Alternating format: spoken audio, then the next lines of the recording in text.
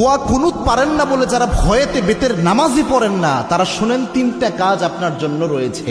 এই তিনটা কাজ করলে বেতের নামাজের পরিপূর্ণ সওয়াব আপনি পেয়ে যাবেন। সুবহানাল্লাহি বিহামদিহি। ইসলাম যে কত সহজভাবে আপনাকে সমাধান দিয়েছে কল্পনা করতে পারবেন না। এই যে বেতের নামাজে যে দোয়া কুনুতটা আমরা পড়ি, এটা কিন্তু অনেকের মুখস্থ হয় না, যার কারণে অনেক বড় দেখে অনেকে বেতের নামাজই পড়ে না যে আমি দোয়া কুনুত পারি না, আমি কি বা পড়বো। অথবা অনেকে এমন রয়েছে বেতের নামাজে দাঁড়িয়ে দোয়া কুনুতের সময় চুপ করে থাকে, একটা শব্দ করে না, এরকম আছে অনেকে। তো এরকম কোনোটাই মাধ্যমেই আপনার কিন্তু দোয়া কুনুতের যে হক এটা আদায় হচ্ছে না। এবং বেতের নামাজ এটা কিন্তু ওয়াজিব একটি নামাজ, এই নামাজকে আপনি ইচ্ছা করে ছেড়ে দিতে পারবেন না, এবং ওয়াজিব সবসময় চাইলে আপনি তরক করতে পারবেন না। এই জন্য বেতের নামাজ গুরুত্বপূর্ণ।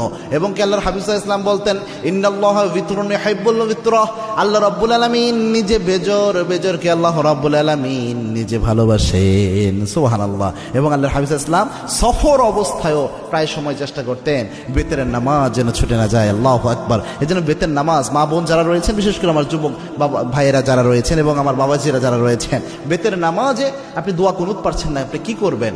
প্রথম যদি আপনি দোয়া কুনুত না পারেন তাহলে আপনি যে দোয়াটা পড়বেন, রব্বানা আতিনা ফিদ দুনিয়া হাসানাহ ওয়া ফিল আখিরাতি হাসানাহ ওয়া কিনা আযাবান নার।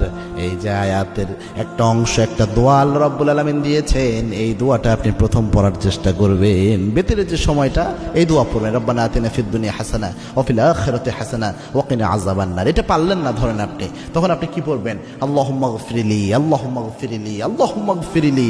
এটা বারবার আপনি পড়তে থাকবেন, তাহলেও দেখবেন ইনশাআল্লাহ বেতরের হক আদায় হবে। 3 নাম্বার হচ্ছে আপনি পড়বেন আস্তাগফিরুল্লাহ, আস্তাগফিরুল্লাহ, আস্তাগফিরুল্লাহ। এই তিনটার যে কোনো একটা যদি আপনি পড়েন, আশা করা যায় ইনশাআল্লাহ বেতরের হক সাময়িকভাবে আদায় হবে। তবে এটা এই সময় পর্যন্ত, যতদিন পর্যন্ত আপনার মুখস্থ না হয়।